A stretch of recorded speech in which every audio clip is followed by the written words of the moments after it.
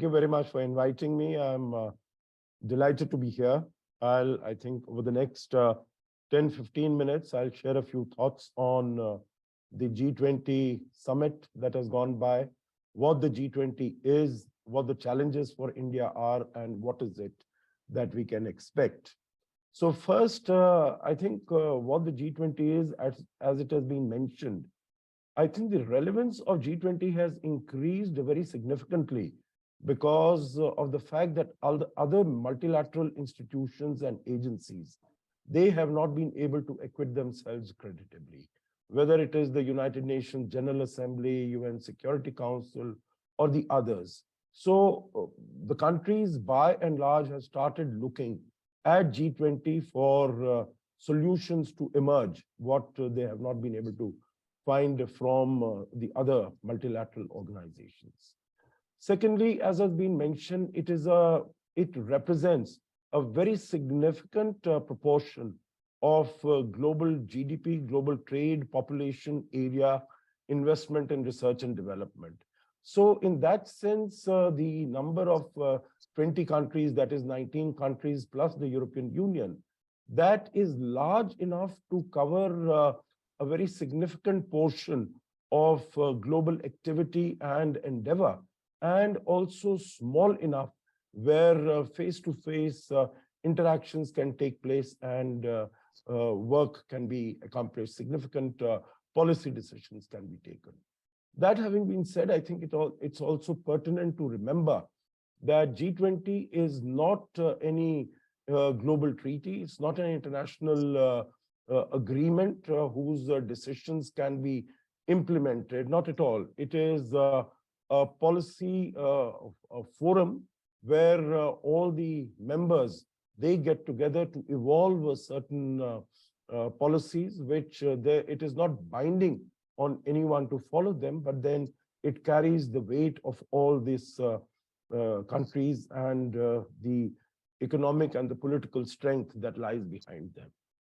Another aspect that needs to be kept in mind is that G20 is basically an economic forum. It's an economic setup. It's not a political setup. And if we were to look at the history of it, it really started in the late 1990s after the world was buffeted by a number of economic crises, starting with the Mexican peso crisis in 1994. Then we had in 1997 the ASEAN crisis, and then we had the Russian ruble crisis in 1998. So that is when these 20 countries got together, because G7 thought that it was a much limited grouping, so they expanded at the level of the presidents of central banks and at the level of the finance ministers.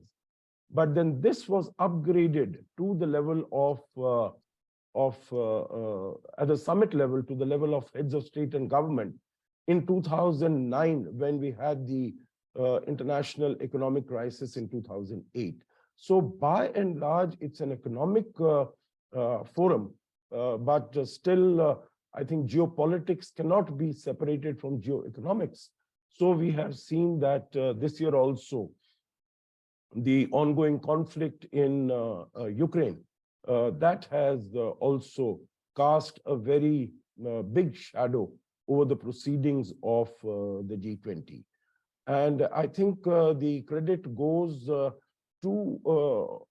significant credit goes to the deft diplomacy of the Indian delegation and Prime Minister Modi, because what we have heard over the last few days after the summit ended, that China had tried hard to not include the reference, the statement the Prime Minister had made to President Putin, that this is not an era of war. Maybe they did not want, China did not want the imprint of India on the Bali Declaration.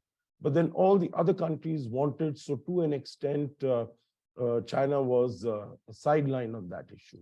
And also the fact that India is seen some sort of an honest broker, that it enjoys the confidence of all the sides as far as this grouping is concerned. So this is how what the G20 is at the moment, and it was an extremely challenging setting because many of the G20 meetings at different levels, at senior official level, at ministerial level, they were not able to come to any agreed text or agreed final document because they could not find an acceptable language, an appropriate language to reflect the Russia-Ukraine conflict. And as we heard Dr. Jaishankar mentioning that when he went to Moscow just a few days ago, it was one of his tasks was to get Russia on board on some sort of a language that would be acceptable. So I think we have heard a little bit about what goes behind closed doors when these issues and matters are discussed. And I think many countries did refer to the fact that India played a very constructive role and a very important role. And I think there is much hope and expectation as far as of the global community, as far as India's presidency is concerned, notwithstanding the fact that it is under these very challenging circumstances that India is assuming this onerous position. So as Prime Minister Modi said that next year on 9th and 10th September, we'll have the meeting in India when everyone, all the G20 leaders come. And of course, along with them, we have also invited about 9 other guest countries. And in that context, also, maybe I could mention that India has truly emerged as the voice of the global South, because what External Affairs Minister Jaishankar said during his visit to the United Nations to New York in September of this year, he said he met more than 50, 60 foreign ministers of many small countries, and the feeling amongst them was that their voice is not heard on these platforms, in these fora, although the decisions taken there are also very important for them.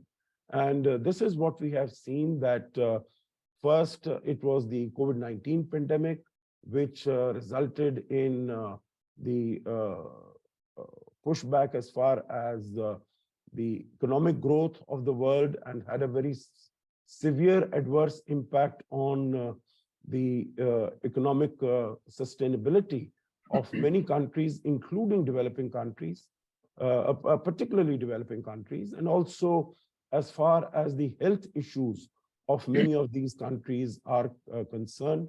In terms of the disruption of the supply chains, we saw also the weaponization of supply chains by China just after the pandemic broke. So all of them were still trying to come to grips with the after effects of the pandemic, that the impact of the Russia-Ukraine conflict also struck them. And of course, we see that the conflict is taking place in a small geographical area. Ukraine is about 600,000 square kilometers. It's not all that large a country, but the impact of that is being felt all over the world. And whether it is in terms of the food prices, food shortages, fertilizer, energy, fuel, in terms of the debt vulnerabilities, in terms of the impact on the climate change, impact on the achievement of the SDGs, of the Sustainable Development Goals, and of course, of the disruption of supply chains. So I think there are huge challenges that the world is facing, and which,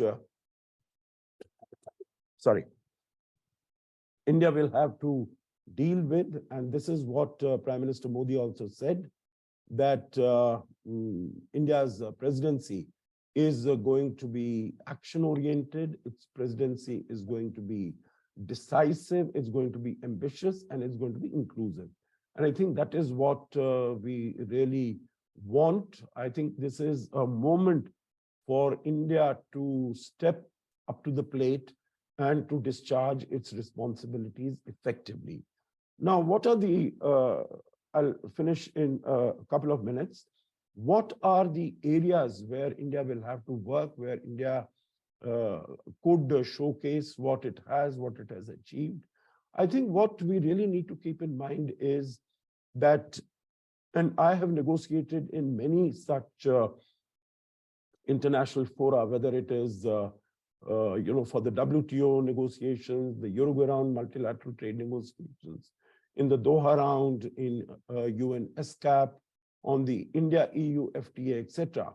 What I have found is that if we focus on areas where there is a large measure of agreement, I think you can achieve much more results. If you start with areas, and particularly areas which divide countries like politics and others, then you get stuck in those areas and you're just not able to make any progress.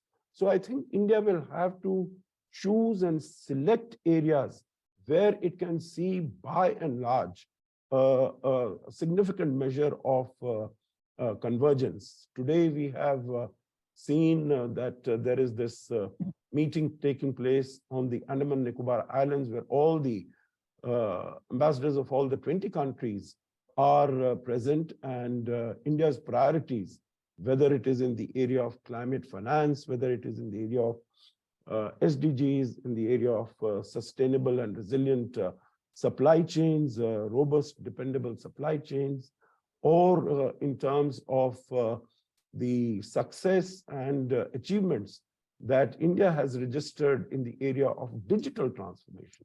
I think that's very important, because India was able to convert the adversity of the COVID-19 into an opportunity and get into digitalization of a large number of areas, not only in the fintech sector, but also in terms of governance, in terms of delivery of government services, and so on and so forth. So India will be hosting about 200 meetings in the coming year. They will be hosted in 50 cities of India. So I think that will also be a great opportunity for India to showcase its soft power, its culture, and showcase what it has to offer to the world. I think India's stock in the world today is at a high level. India has emerged as a partner of choice for all major players and institutions on the world stage. It has proved itself to be indispensable to seeking solutions to any of the global challenges like climate change, like poverty, like debt, like nuclear non-proliferation, whether they are economic or political or strategic issues. So India has positioned itself extremely well. And because of the very proactive approach that both Prime Minister Modi and the External Affairs Minister have adopted, there is a very good understanding and a rapport that our leadership has with the leadership of many countries. So I think we can look forward to India's presidency with hope, with confidence, but that India is determined to make a success of it. Thank you very much.